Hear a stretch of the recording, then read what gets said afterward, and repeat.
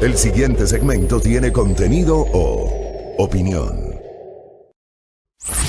Los contertulios analizan ahora la actualidad del país y el mundo. En A Primera Hora, la tertulia del día. Un ejercicio de plena libertad de expresión con responsabilidad.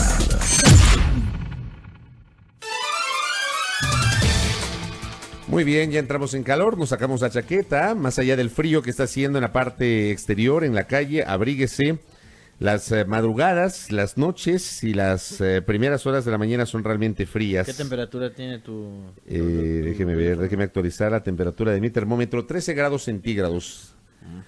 No estamos con el frío de terror, ¿no? Pero hay que abrigarse. Yo sí siento mucho frío. Sí. No, yo ya entré en calor. Saludos a quienes ya se unen a nuestra sintonía, quienes ya están en el Facebook Live. Tenemos reportes desde diversos sectores de nuestro país, donde llegamos con nuestra señal abierta, y también aquellos donde felizmente esta magia del internet nos permite estar con ustedes en el resto del país y alrededor del mundo a través de www.radiomajestad.com, y estamos en Facebook Live a través de las fanpages de A Primera Hora y de Majestad FM. Demos lectura a otra notita. Dele. Es que hay bastantísimo para comentar hoy. Es de actualidad. Esto se produjo ayer a las 18 horas.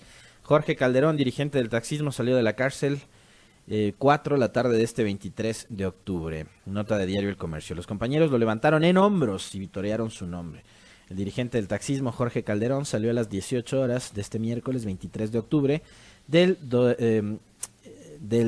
2019 de la cárcel 4 en el norte de Quito en medio de aplausos. En videos difundidos por la Federación Nacional de Operadores de Transporte en Taxis del Ecuador, Fedotaxis, se observa a Calderón salir por una de las puertas grises del centro carcelario. Inmediatamente es abordado por otros miembros de la organización, quienes lo levantaron en hombros. «Vive el taxismo ecuatoriano», gritaba el dirigente.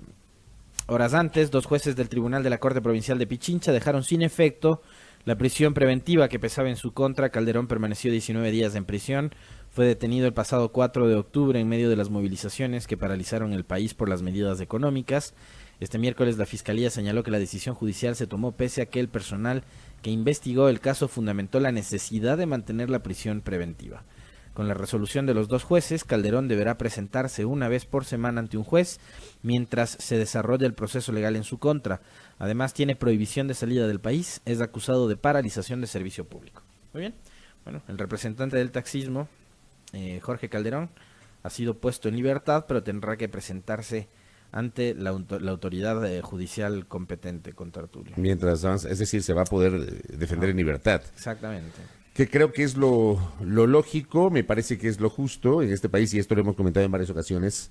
En este país hay un uso y abuso de la prisión preventiva impresionante. Aquí se piensa que a cualquier persona que está siendo investigada hay que dictarle prisión preventiva. Claro, yo sé que ha habido casos emblemáticos en los cuales no se ha dictado esa medida cautelar y se han mandado a mudar. Claro, se han puesto a buen recaudo, y el caso más emblemático, caso del cual ya no se habla, ya no se lo menciona, es el del exsecretario nacional de Comunicación y exministro de Turismo, Fernando Alvarado, quien con grillete en el tobillo se lo despojó y fugó del país. El caso también de Vinicio Alvarado, exsecretario de la Administración y exministro de Estado también, uno de los hombres más cercanos al entonces presidente Rafael Correa, quien tampoco aparece. Por este tipo de cosas es que hay un segmento de la sociedad que plantea que para todo hay que dictar prisión preventiva, y eso en un Estado de Derecho, como yo siempre he dicho, tal vez es una quimera. En un Estado de Derecho donde deberían funcionar las instituciones, no debería existir un abuso de la prisión preventiva, sino más bien esa medida va a ser utilizada como último recurso para que la persona que está siendo investigada se pueda defender en libertad, que es lo que cabe. Y miren ustedes cómo el abuso de la prisión preventiva ha ocasionado excesos en algunos casos, de los cuales ya muy poco habla la sociedad. Y se habla muy poco porque evidentemente todos los días tenemos noticias, tenemos novedades, tenemos declaraciones, a nuestro juicio polémicas, algunas desatinadas, que te invitan a reflexionar sobre el estado de cosas que estamos viviendo. Hablemos sobre esas declaraciones precisamente y lo que fue la comparecencia de los 2 ministros encargados de la seguridad, tanto Jarrín de Defensa como Romo de Gobierno, ante la Comisión de Asuntos Internacionales, Soberanía y Seguridad de la Asamblea Nacional. A mí la declaración del ministro de Defensa realmente me llama poderosamente la atención. A mí me parece que es una declaración muy grave. Creo que es una declaración que no debe quedarse únicamente en las palabras, sino también en la presentación de pruebas. El ministro de Defensa Nacional, el general Osvaldo Jarrín, con tertulio, amigos y amigas, ayer ha señalado ante la Comisión de Soberanía, Relaciones Internacionales y Seguridad de la Asamblea Nacional que las universidades sirvieron como centros de abastecimiento para manifestantes y para los grupos vandálicos que caotizaron a la ciudad de Quito durante los episodios del 3 al 13 de octubre, durante esos 11 días tan complejos que vivió la República. ¿De qué universidades estamos hablando? Estamos hablando de 3 universidades, 2 de ellas muy antiguas, pero son 3 universidades que a lo largo del tiempo han alcanzado un prestigio. Nos estamos refiriendo a la Pontificia Universidad Católica del Ecuador, a la Escuela Politécnica Nacional y a la Universidad Politécnica Salesiana. Estas 3 universidades que están ubicadas en el mismo sector están casi pegadas a las 3 universidades. En ese sector del centro hacia el norte de la capital, muy cerca del Parque del Arbolito, esas universidades acogieron a indígenas, acogieron a mujeres indígenas, a niños, a adultos mayores. Esas universidades sirvieron además de centros de acopio para que lleguen donaciones que sirvan para satisfacer las necesidades primigenias justamente de las personas que habían llegado a Quito a manifestarse fruto de esta exigencia de que se derogue el decreto ejecutivo 883. Que hubo actos vandálicos, señores, no vamos a tapar el sol como un dedo, no podemos. O sea, sería hipócrita no hablar de que esta manifestación, y nosotros lo hemos dicho en varias ocasiones, el contertulio y quienes hablen hemos compartido este espacio y ampliamos las emisiones durante los 11 días de crisis. Tuvimos emisiones mediodía y en la noche y no cambiamos nuestra posición en el sentido de que hubo brotes muy fuertes de vandalismo, de violencia, excesos de lado y lado, y no nos vamos a quedar solamente con los excesos de los unos y no mencionamos los otros. Aquí hubo grupos vandálicos que pretendieron anarquizar, caotizar el estado de la protesta, deslegitimar la protesta. Estos grupos que, por ejemplo, incendiaron la Contraloría. El incendio de la Contraloría no corresponde a ningún tipo de protesta legítima. El incendio de la Contraloría es un claro acto de vandalismo. Más allá de que yo creo que debe investigarse para determinar cuáles son las causas, ¿no? Porque sí, desde luego.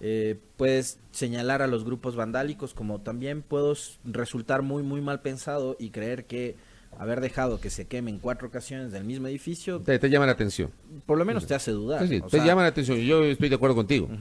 O sea, un edificio que ya había sufrido un atentado, sobre el cual además alrededor había policías que habían cercado la Asamblea Nacional y resulta que se vuelve a quemar. Claro, eso por un lado. Digamos, se vuelve a ser afectado, en la tercera vez es incendiado y hay una cuarta vez.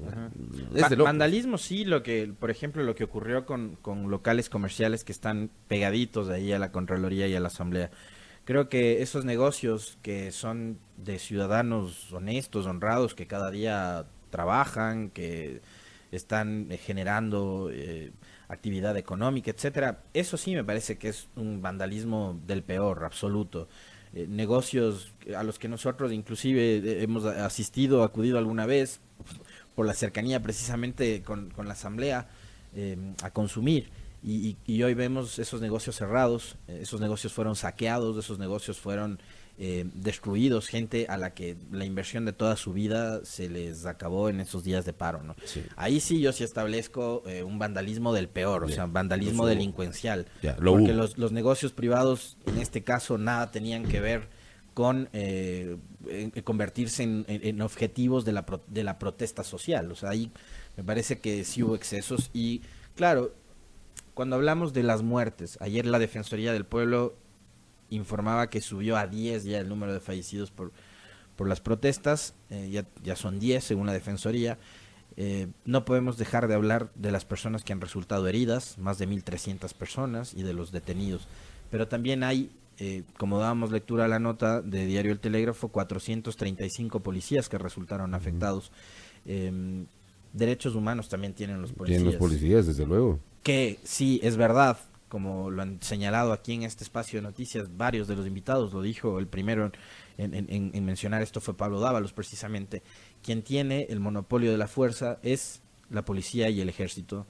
Sí, es verdad, ellos manejan equipos para trabajo disuasivo en este tipo de protestas, pero también fueron afectados. O sea, hay una imagen en donde explota una bomba Molotov en los escudos de los policías y uno de ellos termina prendido fuego. Entonces creo que eso tampoco podemos taparnos con una venda a los ojos y, digamos, negar que resultaron policías y miembros de la fuerza pública afectados por estas paralizaciones.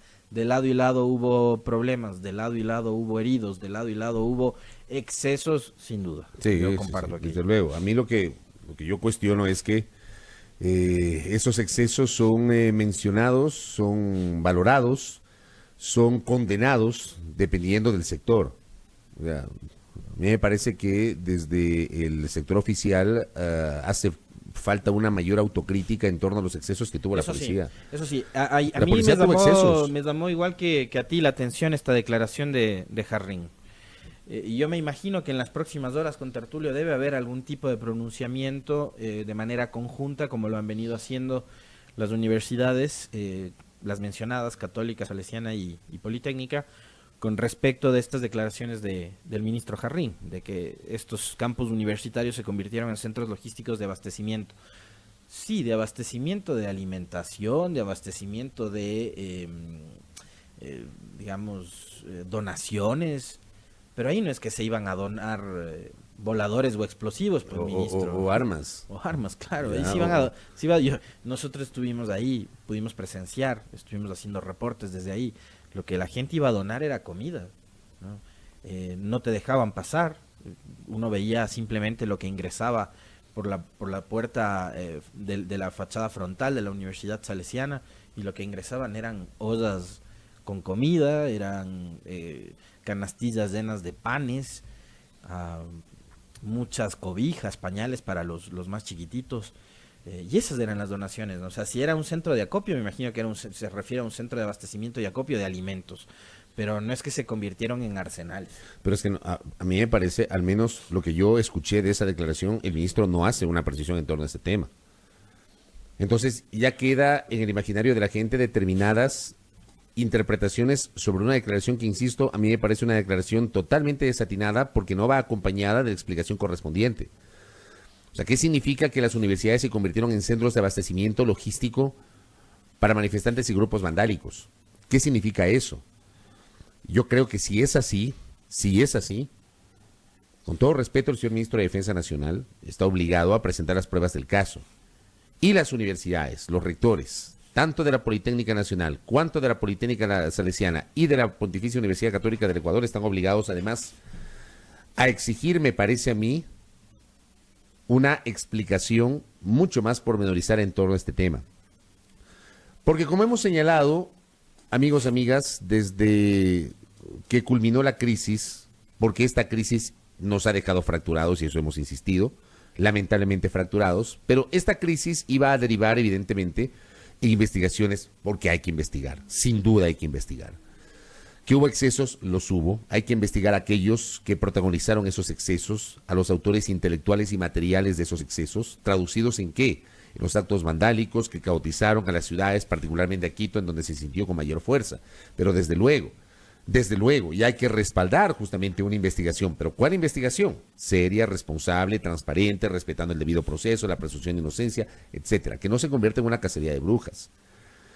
Yo lo que siento es que este tipo de declaraciones no contribuyen ni a la paz, que es lo que se está buscando en un país evidentemente fracturado, y tampoco contribuyen a garantizar la seriedad en el discurso oficial respecto a los hechos que han ocurrido. Nosotros, por ejemplo, y a propósito de algo que decía el contertulio, nosotros hemos sido muy críticos durante todo el tiempo que hemos tenido aquí en la radio, muy críticos sobre los excesos de lado y lado. Tú recordarás, contertulio, una manifestación en el Colegio Montúfar en el sur de Quito. hay una fotografía y un video emblemático en donde se ve a policías en la puerta del Colegio Montúfar sobre la avenida Napo, y en la parte superior de esa puerta a unos manifestantes, entiendo estudiantes del Colegio Montúfar, uno de los cuales lanzó no era una piedrita, era una roca enorme que cayó en la cabeza de una mujer policía que casi la mata. Una mujer policía. El casco que tenía la mujer policía la protegió. Ese tipo de excesos, por ejemplo, los condenamos en su momento, pero hubo gente que justificaba ese tipo de excesos, como todo. Como hoy hay gente que justifica los excesos de la policía. A mí me parece increíble justificar, por ejemplo, acciones de la policía que se viralizaron en las redes sociales, en donde, por ejemplo, una sola persona, sufría la arremetida de 6 o 7 policías, incluso una vez sometida, pateada en el piso. Perdóneme, pero ese es un exceso. Ese es un exceso que atenta contra la lógica y contra los propios derechos humanos. De eso también hay que hablar. No hablemos solamente de lo uno o de lo otro, hablemos de los dos y reconozcamos que tanto dentro de los manifestantes cuanto dentro de la fuerza pública hubo excesos. Hubo excesos de lado y lado que reflejaron, y digamos, las reacciones posteriores evidenciaron la fractura que tenemos como sociedad. Ojalá que el señor ministro de Defensa, dudo que lo haga porque lamentablemente este tipo de declaraciones son, digamos, amplificadas y se quedan ahí. Nosotros desde esta humilde tribuna planteamos que debería ir acompañada de una prueba o una explicación mucho más contundente, profunda, pormenorizada. Creo que eso no va a ocurrir. Si ocurre, me sentiré muy satisfecho como ciudadano y como periodista con Tertulio, ¿no? Sí, estaba revisando, el colega Andrés Reliche me comparte una entrevista al señor rector de la Pontificia Universidad Católica del Ecuador, el doctor Fernando Ponce. Es una entrevista bastante extensa donde él explica por qué se decidió abrir las puertas a que las comunidades indígenas puedan instalarse en sus predios. Es una entrevista bastante larga, tiene como título El rector de la PUCE. 2 puntos, abre comillas, dicen que debimos dejarlos afuera, que se mueran de hambre, eso me parece cruel e inhumano. Y ahí está el desarrollo de la entrevista, van a poder ustedes encontrarla en el portal de investigación periodística Plan B. Y este mismo portal, y a propósito de las declaraciones de Jarrín, porque no fueron las únicas, también habló la ministra de Gobierno, María Paula Romo, en esta comparecencia en la Comisión de Internacionales de la Asamblea, dijo 2 cosas que me llamaron la atención. Una, que el uso de la fuerza fue disuasivo y que no hay una sola bala usada por la policía durante los días de violencia. La policía actuó en el marco de la ley, señaló la ministra. Bueno, digamos, ¿qué tan disuasiva pudo haber sido el uso de la fuerza cuando tienes 10 personas fallecidas por ahora? Hay la imagen del impacto de una bala en la cabeza de un manifestante que se está cubriendo con un escudo de cartón. Creo que esa imagen y ese video lo vieron todos ustedes, no me lo estoy inventando yo. Y la otra declaración de la ministra afirma que las actuales corrientes de desestabilización de los sistemas políticos del continente tienen su origen en las estrategias de las dictaduras bolivariana y cubana. O sea, siguen todavía o persisten en el discurso de que detrás de toda la movilización está Maduro, está la dictadura de Cuba, está la centroizquierda, el Foro de Sao Paulo, el Grupo de Puebla y demás. Pero asimismo, con Tertulio y amigos, el portal Plan B tuvo acceso a un informe de inteligencia. Las apreciaciones de inteligencia que sí llegaron a la presidencia, así se titula la nota de Plan B. Es una nota igualmente extensa. No sé si esta fue redactada por el colega Fermín Vaca. Bueno, Fermín puso unos tweets vinculados a esa nota, exactamente, ¿no? No sé si la redactó Fermín, pero recoge unos episodios muy interesantes de los acontecimientos cronológicamente. Y también recoge extractos de ese informe de inteligencia. Entonces,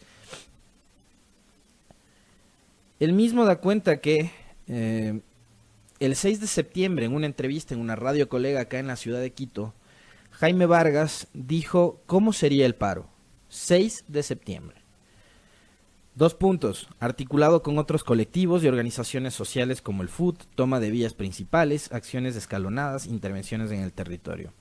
Y lo que dijo que iba a ocurrir, ocurrió. Esto lo dijo en una radio de la capital Jaime Vargas el 6 de septiembre, según la revista Plan B. El 3 de octubre, un análisis de inteligencia que fue entregado por pedido de la Presidencia de la República advertía lo siguiente: el desencadenamiento de la conflictividad es inminente, tiene un terreno fértil por el cruce de variables de, 2 puntos, desempleo, corrupción e inseguridad, y hoy ese cóctel se potencia con el anuncio de medidas económicas, sobre todo la relacionada al subsidio de los combustibles. Todo eso debilita aún más el deterioro del tejido social y variables como la incertidumbre, el miedo, la desesperanza en diversos niveles de la población que pueden llevar a una explosión incontenible y sin precedentes, si eso se considera la potencial intromisión de variables, abre paréntesis, venezolanos, descontentos, grupos opuestos a la minería y movimiento indígena fraccionado. Esto es un extracto del informe de inteligencia del 3 de octubre. ¿Cuándo fue 3 de octubre? Dos días después de las medidas. De haber anunciado las medidas económicas. El 3 de octubre es cuando se desata es la génesis, ¿no? El 3 de octubre es cuando se desata la paralización de los transportistas, porque fue lo primero, jueves 3 de octubre. ¿Qué es lo que yo destaco de este informe de inteligencia al que ha tenido acceso Plan B? Aquí no se habla del eje bolivariano, ni del castrochavismo, ni de Maduro, ni de la injerencia de fuerzas externas, ni del financiamiento de las manifestaciones, ni nada por el estilo. Aquí se habla de que hay un descontento, de que hay desesperanza, de que hay preocupación e incertidumbre de la población que podía generar una explosión incontenible. Más o menos lo mismo que nos dijo, mira tú, Fernando Carrión, ¿no? Y él decía, a ver, los brotes de violencia se puede explicar porque hay una población desempleada y hay una población que no tiene de qué vivir o con qué vivir, y finalmente puede terminar expresándose de esa manera, ¿no? No sé si tú tuviste la oportunidad de ir revisando este informe. Acá tengo unos extractos. Acá tengo unos extractos. ¿Cómo se llama la nota? Se llama Las apreciaciones de inteligencia que sí llegaron a la presidencia de la República. Sí llegaron a la presidencia de la República. Hay unas cosas interesantísimas, ya les voy a leer. A ver, romper las normas de juego, utilizar el elemento sorpresa, no dar a los movilizados demasiadas coordenadas de las acciones políticas, ni policiales, ni militares cuando las estén activando. No mencionar lo de mantener o quitar las medidas. Una forma clara de tener el control en un ambiente caótico es dar signos ambivalentes, no dar certidumbres en nada a los manifestantes, ni mostrar temor. Ruptura de los horarios, cuando los manifestantes descansan, el trabajo militar y policial se ejecuta, que eso fue lo que hicieron en las universidades, ¿no? Ya cuando los indígenas decidieron retirarse a descansar fue cuando les atacaron en las zonas de paz. Mientras más se muevan en la incertidumbre, menos posibilidad de triunfo tendrán. ¿Qué hizo el gobierno? Trasladar la sede a Guayaquil. El alejarse de su núcleo familiar, el no estar en su Pachamama no durará demasiado, el abandonar sus hogares no les durará por mucho tiempo. Esto no solo por el tema de abastecimiento, sino cultural. El sentido de comunidad prima. También se puede trabajar mensajes en torno a que el vandalismo y el terrorismo está también rondando las comunidades abandonadas, entre otros. O sea, hay un trabajo muy interesante de investigación en este caso. Y mira tú lo que uno se encuentra aquí. Esto dice el informe de inteligencia. No debe redimensionarse la figura de Rafael Correa porque quita fuerza a las acciones y movimientos para neutralizar la conflictividad y se engrandece su protagonismo. Es preciso minimizarlo. De hecho, en el informe lo que dicen o lo que sugieren es que el impacto de Correa durante las movilizaciones es mínimo. Es mínimo. Digamos, de alguna manera coincidiendo con lo que dijo Leonidas Diza la noche de aquel domingo 13 de octubre. Y que lo ratificó aquí en la entrevista que tuvo hace pocos días. De que el nosotros. movimiento indígena considera de que Rafael Correa ya no tiene la capacidad de movilización que los indígenas sí demostraron esos días. Pero el gobierno, y eso digo, no lo estoy asegurando yo, no lo estoy afirmando yo, eso está a todas luces. El gobierno lo que hizo fue sobredimensionar y darle quizás más importancia de la que hubiese ameritado en ese escenario a la imagen de Correa. ¿Qué te parece a ti? El contraste entre lo que sugiere el documento de inteligencia y lo que hizo el gobierno o lo que sigue haciendo el gobierno al, por ejemplo, como ayer la ministra Romo, seguir mencionando el eje castrochavista y las dictaduras cubanas y venezolanas y la injerencia de esos gobiernos en la movilización de Ecuador. Y seguir desentendiéndote de cuál es el verdadero malestar de la gente. ¿Tú le has escuchado a Sebastián Piñera responsabilizar a sus predecesores sobre la crisis que vive Chile? A ver, cuando hace el mea culpa, de alguna manera sí. Sí. Ahí dice, es una deuda histórica de todos los gobiernos. Pero lo matiza. Y él también fue gobierno pero antes, lo ¿no? matiza. Antes de Bachelet. Ese es el segundo mandato de Piñera. Ajá. Es el segundo mandato de Piñera. Pero sí le traslada algo de responsabilidad a, pero los, también a sus antecesores. Pero también asume un sentido de autocrítica y no personaliza la corresponsabilidad de la crisis de Chile. O sea, yo sí creo que, por ejemplo, en el discurso oficial, obviamente, para explicar determinadas cosas, obviamente te vas a referir a tu adversario, te vas a referir a tu predecesor, sin duda. Eso va a pasar en cualquier parte. El tema es, ¿dónde está la autocrítica? ¿Dónde está la autocrítica respecto de lo que tú hiciste? ¿Hiciste bien? ¿Hiciste mal? ¿No hiciste o dejaste de hacer? Ese es el tema. Cuando trasladas toda la responsabilidad a tu adversario, a tu predecesor, y no asumes como tuya también tus errores. Porque, por ejemplo, de esta crisis de los 11 días, por supuesto que hubo errores del actual gobierno, desde luego. Y este informe que tú acabas de dar lectura, que no lo decimos nosotros, por si acaso, lo publica Plan B, portal digital, que lo lidera el periodista Juan Carlos Calderón, y que lo integra, entre otros, el periodista Fermín Vaca. Ambos con una dilatada trayectoria en los medios y periodistas de investigación. Nosotros simplemente tomamos nota de aquello porque tuvieron acceso los colegas justamente a este informe de inteligencia. O sea, está claro que el gobierno hizo todo lo contrario de lo que sugerían los informes de inteligencia. Está claro aquello. Y está claro también, y esto lo hemos dicho, el gobierno tuvo aciertos y también cometió muchos errores en el curso del manejo de la crisis. Y uno de esos errores que cita este informe es el de la comunicación. Abro comillas. Otro factor clave es considerar el débil manejo estratégico de la comunicación del gobierno que detona la desconfiguración de las líneas argumentales y discursivas por la acción y efecto multiplicador de la comunicación en redes sociales, debido a la rapidez y de la circulación y la visibilización exponencial de la información, en muchos casos desfigurada y tendenciosa, que inciden sin restricción y de manera ininterrumpida en los diversos ámbitos de la vida social, política y económica de manera cotidiana de los ciudadanos. ¿Qué tal? ¿Sí? Por si acaso, Plan B no es un portal vinculado al correísmo. Plan B ha sido un portal muy crítico con la década de Correa, por si acaso. Yo sí creo que hay que aclarar, porque lamentablemente aquí todo se estigmatiza, todo se etiqueta. Claro, todo termina todo termina en lo mismo. En Correa. Ya, todo termina en lo mismo. Y hablando de Correa, otra de las citas que menciona sobre él, no debe redimensionarse la figura de Rafael Correa porque quita fuerza a las acciones y movimientos para neutralizar la conflictividad y se engrandece su protagonismo. Es preciso minimizarlo. Eso recomienda la inteligencia. Pero hicieron todo lo contrario. Pero hacen todo lo contrario. Hicieron todo lo contrario. Ese es el punto. O sea, ¿qué pasó en el camino? Consideraron que políticamente había que no tomar en cuenta, no tomar en cuenta los informes de inteligencia. ¿Qué pasó en el camino? ¿Cuáles fueron las valoraciones? En algún momento, ya cuando pase todo esto, cuando haya una mayor cabeza fría, el paso del tiempo ayuda a reflexionar con mucha mayor tranquilidad sobre las cosas que ocurrieron. Habrá que conocer seguramente, ojalá que así sea, qué fue lo que pasó en el camino y por qué se aplicó una estrategia que creo yo terminó siendo errática desde ese punto de vista. Porque, a ver, seamos sensatos. Al menos es una posición personal, probablemente va a ser impopular lo que voy a decir, probablemente el contertulio no va a coincidir conmigo.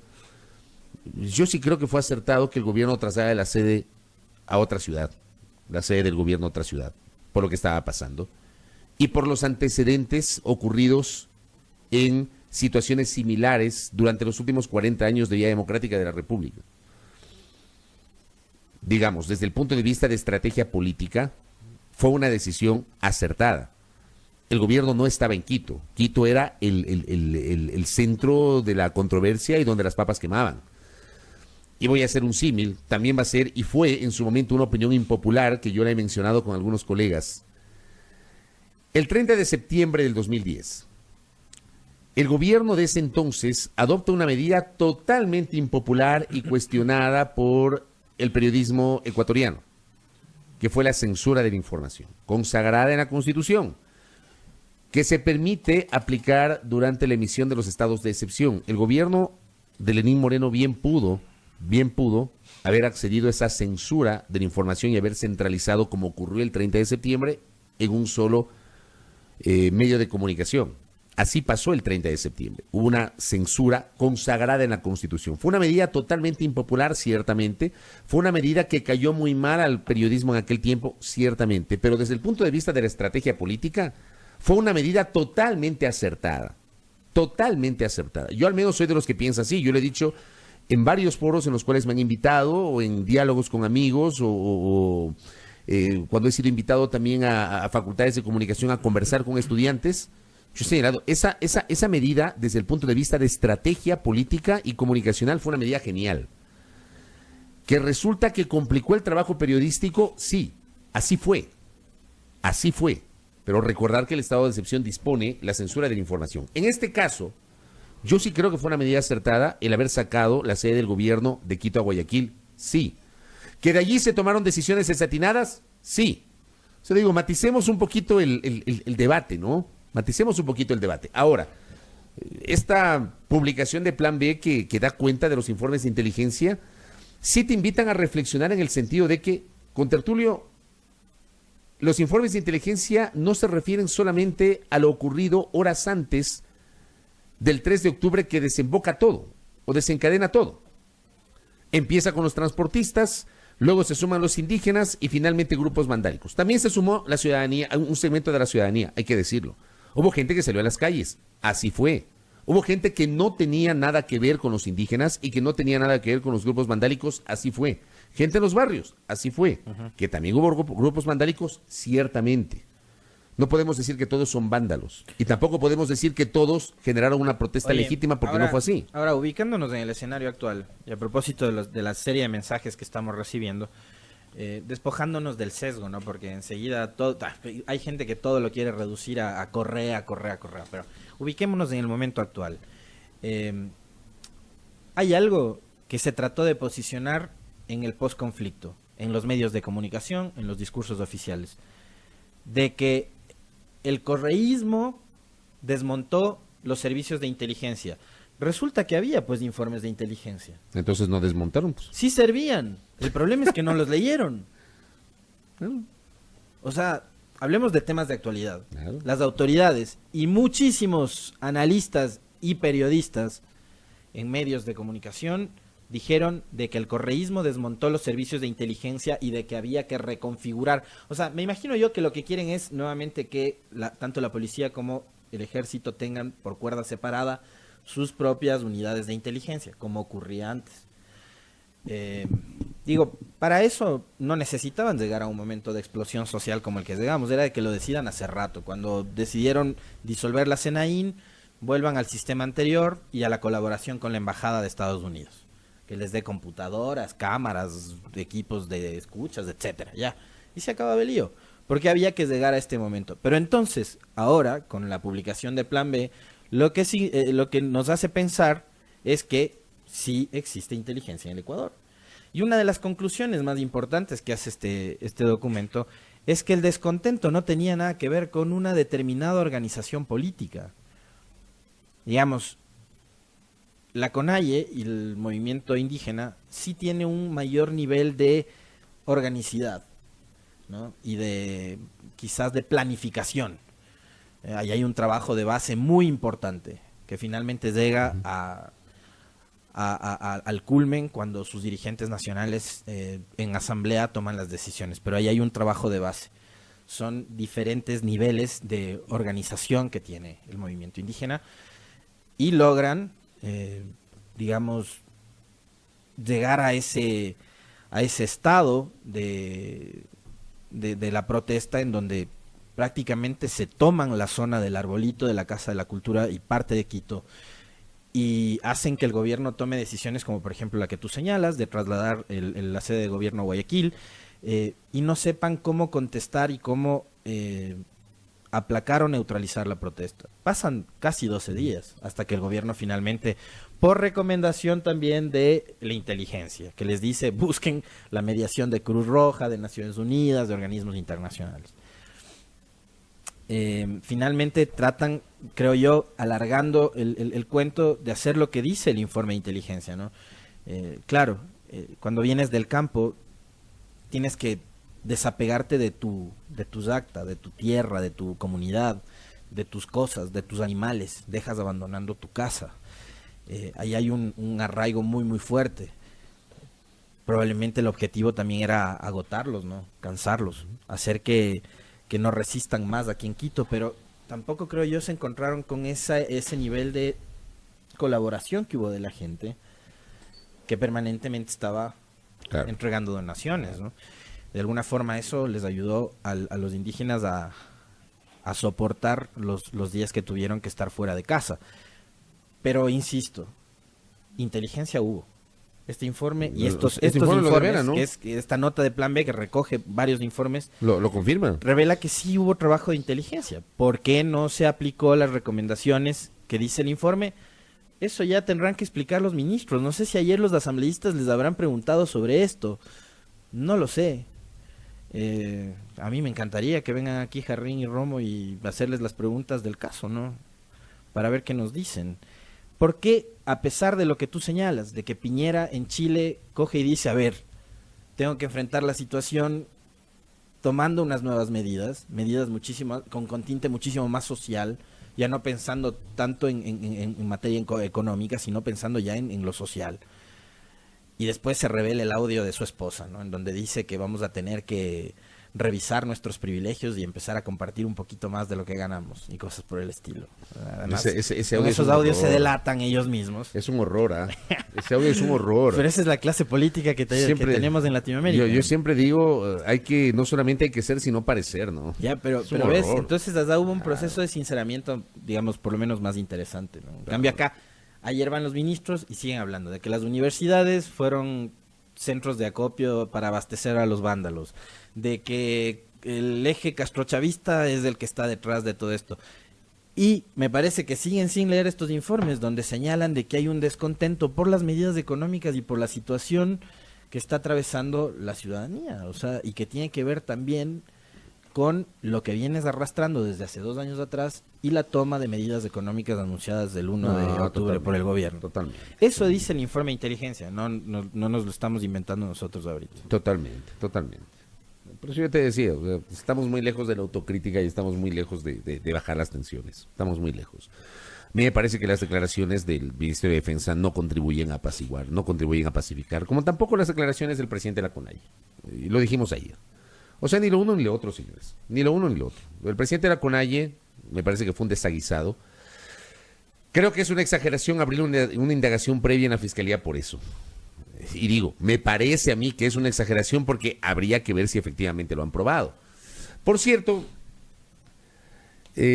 durante las protestas se viralizaron imágenes, supuestos videos de talleres en donde estaban preparando escudos para la subversión urbana, cosas así que se dijeron en redes.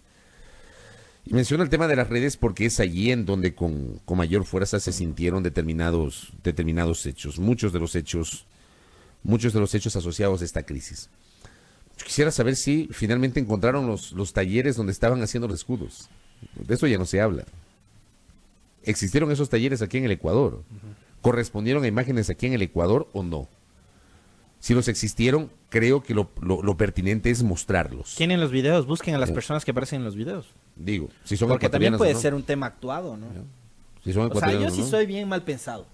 O sea, así como puedo pensar que hubo vándalos. Así te que- veo bien mal pensado. Sí, que querían quemar los documentos de la corrupción, del correísmo en la Contraloría. También puedo pensar, a ver, ¿por dónde es más fácil culparle a Correa? Quememos la Contraloría. Ya, voy y voto una bomba molotov en la Contraloría. O sea, sí, o sea, si a mí me dices dudar, yo dudo de todos.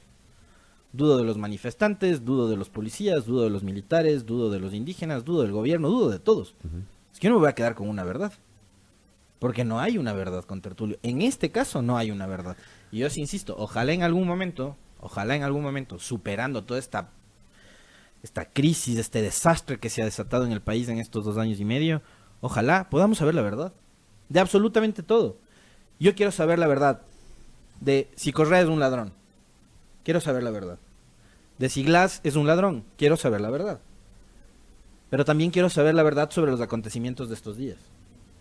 También quiero saber la verdad de por qué se rompió y se produjo la fractura en el movimiento Alianza País. Quisiera saber la verdad. Algún día quisiera saber la verdad. Quiero saber la verdad sobre los acontecimientos de estos días. Quiero saber si detrás de todo esto hay un interés político de los dirigentes de la CONAIE. Quiero saber si es que hay o no hay, aunque sabemos que sí hay, un pacto velado de los medios, de los grandes medios de comunicación con el gobierno. Pero que digan la verdad. Esas cosas difícilmente los ecuatorianos de a pie vamos a tener acceso. Por eso, así como a ti te parece que fue una muy buena estrategia del gobierno irse con la sede a Guayaquil. Desde la estrategia política. Sí. Clarito. Sí. Ay, Por si acaso, no te ofendas. por si acaso, no te ofendas, por si ya pareces acaso. ministro, loco. ¿Qué te pasa? Tranquilo. A mí me parece que fue una muy buena estrategia del movimiento indígena haber, de alguna forma, obligado, pero vamos a decir, haber solicitado que se transmita en vivo los diálogos aquella noche del domingo 13 de octubre. Me pareció que fue fantástico eso. Sí. Porque el pueblo ecuatoriano pudo ver la sinceridad de unos y de otros. Claro. Y pudo poner en una balanza precisamente y sopesar quiénes estaban del lado de la gente y quiénes no. Yo le añado 2 cosas adicionales. Yo también quiero saber la verdad de todo lo que acabas de decir. Pero la verdad. La verdad. La verdad, no la verdad de los claro, cuadernos de Pamela. no, la verdad de todo. No la verdad de Claro, los cuadernos la de verdad Pamela verdadera. escritos en un avión, en un vuelo de media hora. La verdad verdadera. No la verdad de los tweets de la fiscalía, en donde le endosan a Virgilio Hernández las tarjetas de crédito de otra persona. No, yo quiero saber la verdad. La verdad verdadera. Quiero ver las cuentas de Correa en el exterior, quiero ver las cuentas de Glass en el exterior, quiero ver regresando los 70,000 millones de dólares que nos robó el correísmo. Súmale lo Eso que quiero publicó el prefecto de Zamora Chinchipe, Clever Jiménez, de que Correa tiene una cuenta en el Banco del Vaticano. Me encantaría ver esa cuenta, ¿no? O sea, ¿sabes cuál es el problema? El problema es que nuestros dirigentes políticos, todos nuestros dirigentes políticos, todos, con las excepciones del caso, pero la clase política en este país es tan ligera en el discurso y tan ligera de lengua que dicen cualquier cosa. Y ahora, claro, el Twitter se presta para que escriban cualquier cosa, cualquier desaguisado. El prefecto de Zamora Chinchipe denunció en estos días en Twitter que supuestamente el expresidente de la República tiene una cuenta en el Banco del Vaticano a nombre de una empresa y que ahí tiene 193 millones de dólares supuestamente. Señores, esas cosas hay que probarlas, de verdad. O sea, yo cuando leo ese tipo de cosas de gente que uno se pone a pensar, o sea, es gente que tiene trayectoria política, es gente que ha comido de las duras y de las maduras. Sobre Clever Jiménez a mí sí me parece, y lo dijimos en su momento, yo sí creo que hubo un exceso anteriormente respecto de las denuncias que se le presentaron y las sentencias que recibió. Yo sí creo que hubo exceso sobre él y sobre Fernando Villavicencio y sobre Carlos Figueroa, los hubo. Pero lamentablemente hay personajes, como el mencionado prefecto de Zamora Chinchipe, que creo que no superan determinadas cosas y escriben cualquier cosa. O sea, un prefecto que es una autoridad escribiendo cualquier cosa. Es que él ya está subido en otra camioneta. Él ya se distanció incluso Del movimiento indígena. movimiento indígena. Movimiento indígena que lo acogió. Que le dio protección Que lo acogió. en sus comunidades. Estas cosas uno no entiende. Pero ¿verdad? de incoherencias está plagado labrado el esto. camino de la política en este país. De verdad. O sea, los últimos... Bueno, a ver, la incoherencia ha sido una práctica muy usual de la política ecuatoriana de siempre. De siempre. Desde que yo me acuerdo, en lo personal, siempre ha habido políticos incoherentes. Pero en los últimos tiempos, las incoherencias son todavía más evidentes. Mucho más evidentes. Y yo me sumo a tu criterio. También quiero saber la verdad verdadera. Yo quiero saber, por ejemplo, la verdad. Así como quiero saber la verdad del caso Sobornos, quiero saber la verdad del caso INA Papers, como se lo ha denominado, a este proceso que debió haber arrancado y que entiendo no ha avanzado. Al menos no se conoce nada. Quiero saber la verdad del metro de Quito. Por ejemplo, si hubo o no dineros de Odebrecht, ¿cuál fue la responsabilidad de las administraciones municipales anteriores? O sea, la frase cliché, el baño de verdad. El baño de verdad. En este país, señores, jamás ha existido un baño de verdad completo, total. Nunca. Y ha sido una frase utilizada a lo largo del tiempo por nuestros políticos. Y en el medio de los ciudadanos. Por cierto, la gente quiere pescar a río revuelto. La gente pesca a río revuelto. Ya tuvimos la semana anterior a un personaje que creo que no llegó ni al 1% en las últimas elecciones en su condición de candidato a la prefectura de Pichincha, presentando una denuncia contra el alcalde de Quito, Jorge Yunda. Está en su derecho. ¿Quién? Un personaje, el abogado Marcelo Ayo. El ex candidato a el ex candidato a la prefectura. Está en su derecho porque es un ciudadano y entiendo que es un abogado. Está en su derecho. ¿A cuenta de qué? Habría que preguntarle a él. El colega Enrique Alcíbar ha publicado hace minutos que el ex vicepresidente de la República, Alberto Dajic, denunció a Jaime Vargas, presidente de la CONAIE, en la Fiscalía por el delito de terrorismo. Hemos dado en este momento como amazónicos la orden de cerrar todas las llaves del petróleo. Carajo, había dicho Vargas, porque el pueblo, señor, y se refirió al presidente como asesino, no se juega, había dicho Vargas. Y por eso, Alberto Dajic le plantea una denuncia a Jaime Vargas. Sobre Jaime Vargas, conjuntamente con otros dirigentes, también hay un proceso de investigación a partir de una denuncia que ha sido presentada por el Ministerio de Gobierno. Digamos, ¿es legítimo esto en un Estado de Derecho? Sí. ¿Abona esto a la paz? No, creo yo. ¿Que las declaraciones de Vargas tampoco abonan a la paz? No, no abonan a la paz. Entonces yo realmente no sé qué es lo que está pasando. Ya no sé en este punto qué pasa. Sigan nomás atacándole a Vargas y al movimiento indígena como le están atacando. Después, no se hagan los sorprendidos.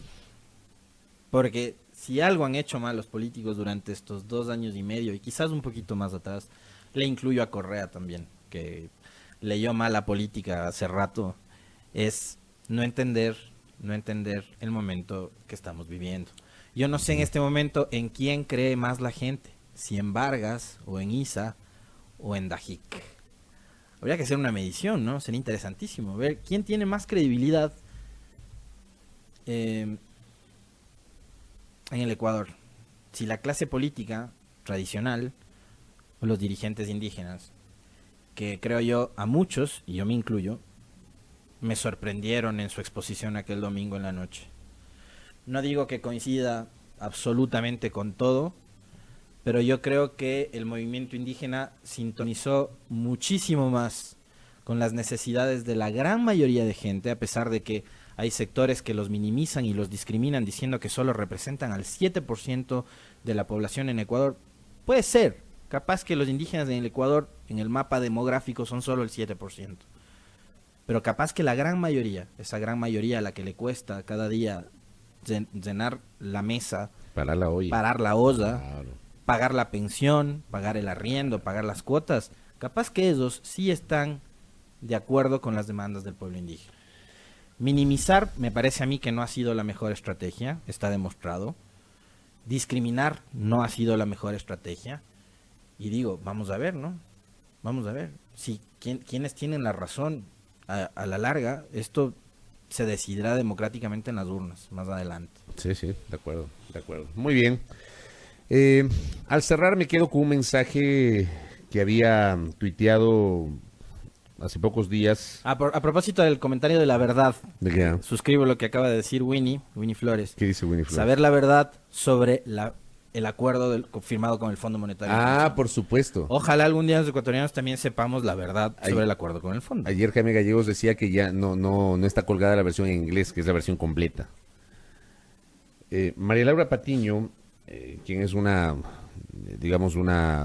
jurista, activista, es activa en redes, muy crítica con lo ocurrido en la década anterior, había escrito: no sé qué frustra más en estos días, aquellos que añoran caudillos del pasado que no calzan con nuevas generaciones, o izquierda ciega realidad que además se hace harakiri al no aprovechar oportunidad para negociar reales cambios que hoy tienen. Yo creo que aquí es de lado y lado, ¿no? Por eso estoy totalmente de acuerdo con eso. En esos días también, dentro de esta fractura que tenemos como sociedad, gente añorando a Pinochet. De verdad, estamos locos. Ya estamos locos. Estamos locos. Verás, sobre ese tema, ya se nos va acabando el tiempo, ¿no? Sí, sí, ya lo tenemos Enrique Pita en la... Este tema que acabas de citar me encantaría profundizar. Abordémoslo mañana. Porque yo de verdad me he convertido en un ser tan demócrata y tan tolerante que incluso las personas que añoran a dictadores como Pinochet, hasta puedo entenderles, porque es gente que habla desde su comodidad, porque capaz que es gente, ojo, yo tampoco perdí a nadie, no tengo ningún pariente desaparecido ni asesinado en Chile, mi familia es ecuatoriana, pero en la universidad tuve muchos profesores de origen chileno, uno de ellos falleció hace poco nomás, Miguel Ángel Soto, que fue una víctima de la dictadura de Pinochet y que salió con su familia muy joven desde allá. Yo en la universidad tuve muchos profesores chilenos que fueron víctimas de la dictadura. Pero claro, entiendo a esa gente que habla desde la comodidad de su urbanización privada o desde su condominio, desde su departamento, en algún barrio exclusivo de Quito, de Guayaquil, que capaz y no conoce ni siquiera el Oriente, ¿no? Alguna vez conversábamos sobre ese tema. Gente que ni siquiera conoce la Amazonía, que no sabe cómo vive la gente en Esmeraldas. Pero no en Esmeraldas en la zona de Casablanca, sino en la Esmeraldas profunda, ¿no? Donde hay caos, donde hay narcotráfico, donde hay miseria, donde hay hambre, donde hay pobreza. Donde el 80% de la población es pobre. En San Lorenzo, en Eloy Alfaro. Pero hasta ellos logro entenderles. O sea, más demócratas imposible, ¿no? Sí. O sea, hay gente que aquí añora a Febres Cordero, que añora a Pinochet, y ponen a los dos en el mismo saco. Yo sí establezco una diferencia. Febres Cordero fue elegido democráticamente, terminó sus 4 años y se fue a su casa. Pinochet se quedó, creo que 16 o 18 años en el poder. Fue un dictador, como también dictador fue Castro de izquierda, ¿no? O sea, para mí ninguna dictadura, pero insisto, o sea, cada uno está en capacidad de añorar lo que se le cante. Sí, así mismo es. Lo vamos a profundizar mañana. 7:07, gracias a la interacción de los oyentes. Pausa. Al volver, el señor ingeniero Enrique Pita, vicepresidente del Consejo Nacional Electoral, aquí en A Primera Hora.